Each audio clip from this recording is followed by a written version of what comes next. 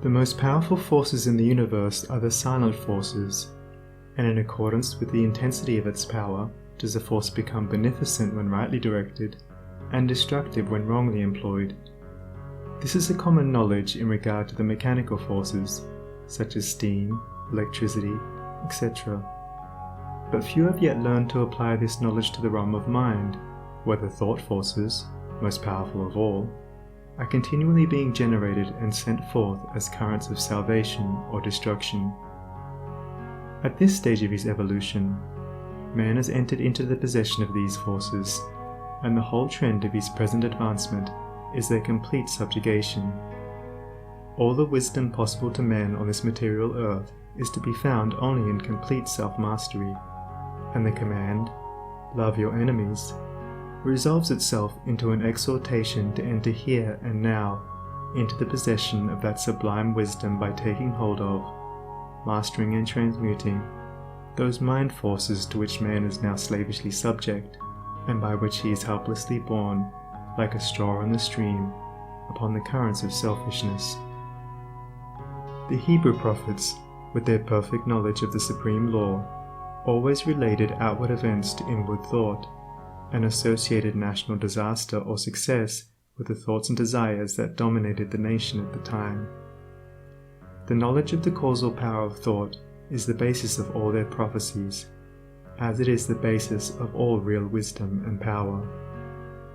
National events are simply the working out of the psychic forces of the nation. Wars, plagues, and famines are the meeting and clashing of wrongly directed thought forces, the culminating points at which destruction steps in as the agent of the law. It is foolish to ascribe war to the influence of one man, or to one body of men. It is the crowning horror of national selfishness. It is the silent and conquering thought forces which bring all things into manifestation. The universe grew out of thought. Matter, in its last analysis, is found to be merely objectivized thought. All men's accomplishments were first wrought out in thought, and then objectivized. The author, the inventor, the architect, first builds up his work in thought, and having perfected it in all its parts as a complete and harmonious whole upon the thought plane, he then commences to materialize it, to bring it down to the material or sense plane. When the thought forces are directed in harmony with the overruling law, they are upbuilding and preservative, but when subverted, they become disintegrating and self-destructive. To adjust all your thoughts to a perfect and unswerving faith in the omnipotence and supremacy of good is to cooperate with that good, and to realize within yourself the solution and destruction of all evil. Believe and ye shall live. And here we have the true meaning of salvation. Salvation from the darkness and negation of evil, by entering into and realizing the living light of the eternal good. Where there is fear, worry, anxiety, doubt, trouble, chagrin, or disappointment, there is ignorance and lack of faith. All these conditions of mind are the direct outcome of selfishness, and are based upon an inherent belief in the power and supremacy of evil. They therefore constitute practical atheism, and to live in and become subject to these negative and soul-destroying conditions of mind is the only real atheism. It is salvation from such conditions that the race needs, and let no man boast of salvation whilst he is their helpless and obedient slave. To fear or to worry is as sinful as to curse, for how can one fear or worry if he intrinsically believes in the eternal justice, the omnipotent good, the boundless love?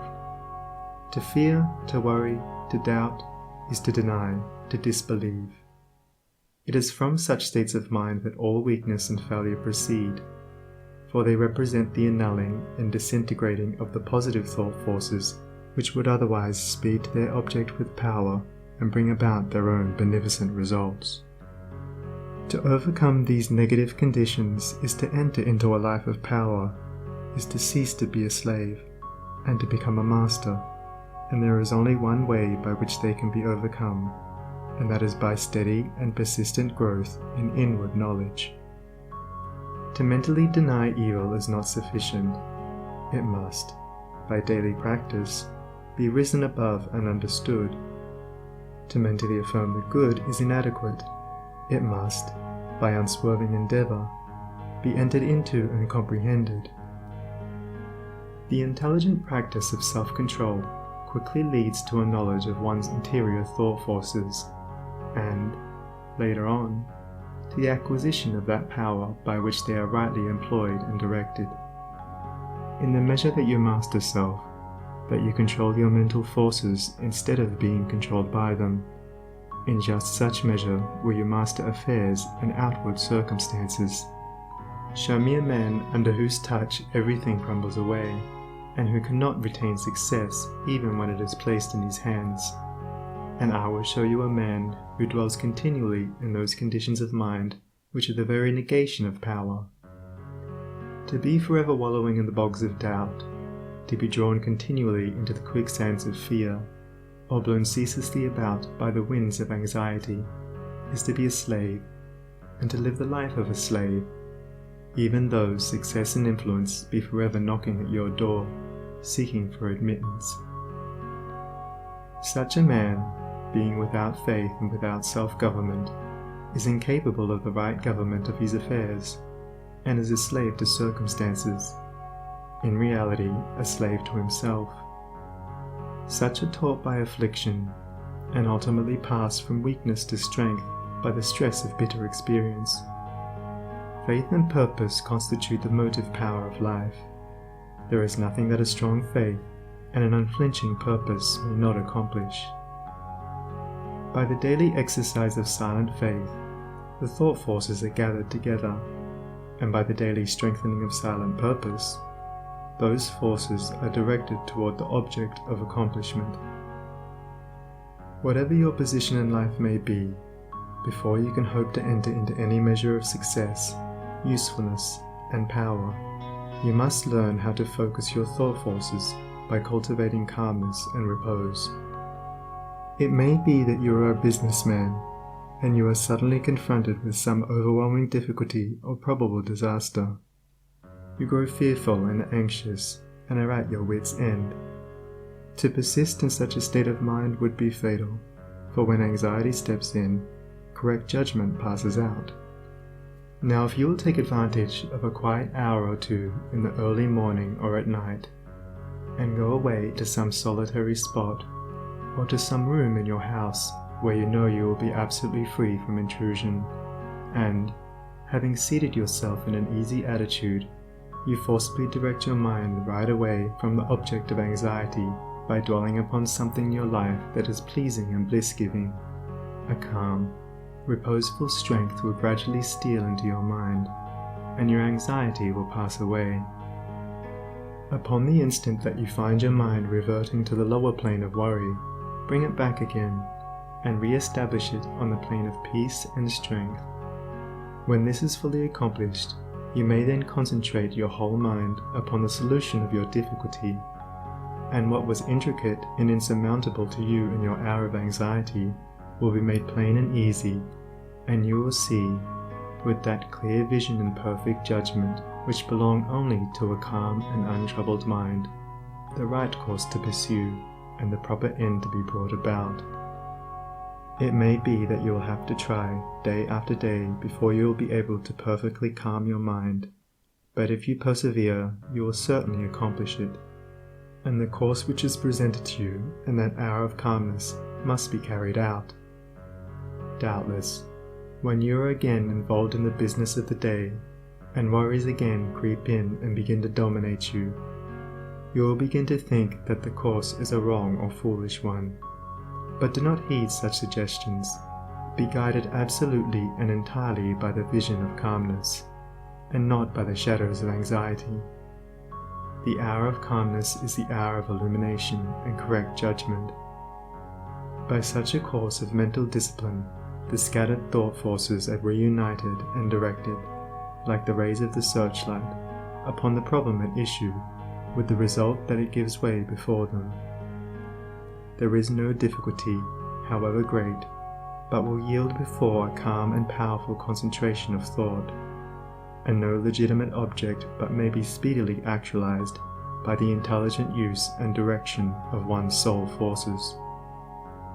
Not until you have gone deeply and searchingly into your inner nature, and have overcome many enemies that lurk there, can you have any approximate conception of the subtle power of thought, of its inseparable relation to outward and material things, or of its magical potency when rightly poised and directed in readjusting and transforming the life conditions.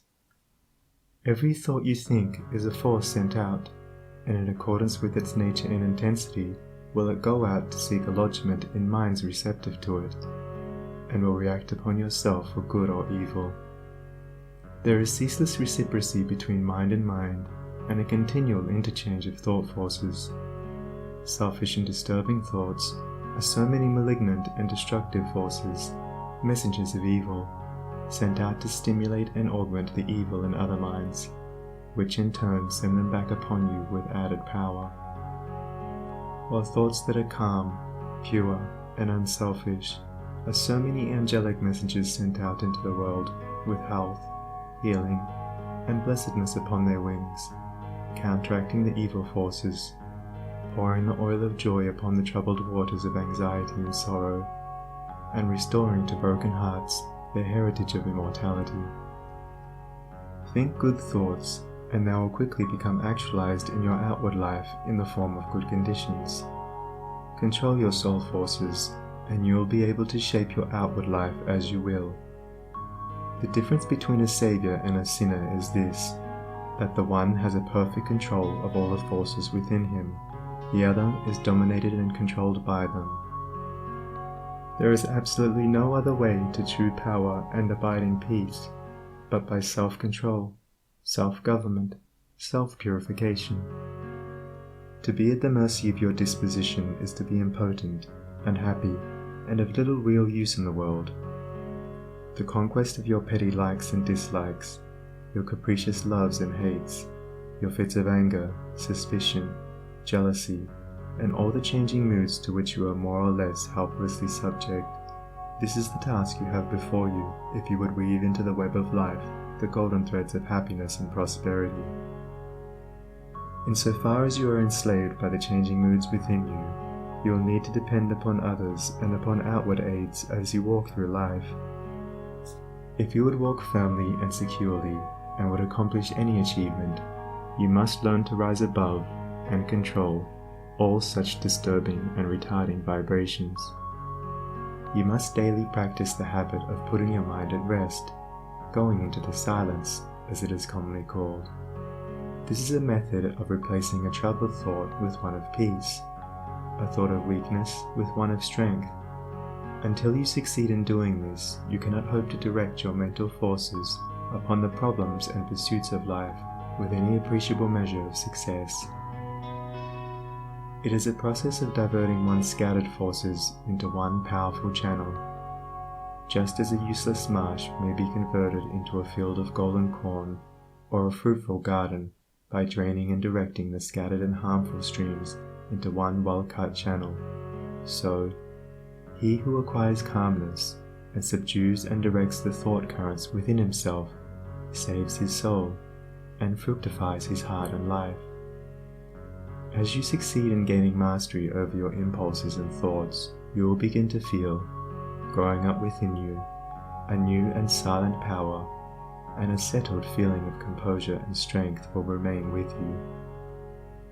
Your latent powers will begin to unfold themselves, and whereas formerly your efforts were weak and ineffectual, you will now be able to work with that calm confidence which commands success.